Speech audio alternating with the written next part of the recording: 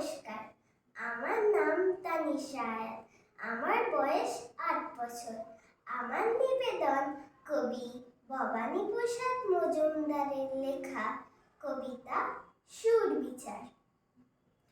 তিনটে শেয়াল টপকে দিয়ে বললে, বেটা মোড়ক, ভোর না হতেই কোকর কোকর ভীষণ খারাপ মোড়ক। হচ্ছে সবার ঘুমের ব্যাঘাত, রেগেই ফাঁস সবাই। আবার যদি চাচাস তবে করবো তোদের জবাই।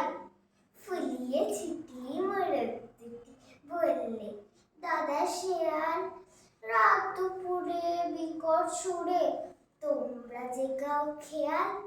হুক্কা হুয়া গানের চোটে চমকে উঠে পিলে, গান না মিছে কান্না শুধু, চেঁচাও সবাই মিলে। বললে শেয়াল, ঠুংরি খেয়াল, বুঝবি তোরা কি রে? একটু দাঁড়া হত ছাড়া, মুন্ডু দেবো ছিঁড়ে। খেয়াল গানের মর্ম জানিস? খেয়াল গানের রাজা। কোকর কোকর চেঁচিয়ে মরিস, মূর্খ মোড়ক, যা যা।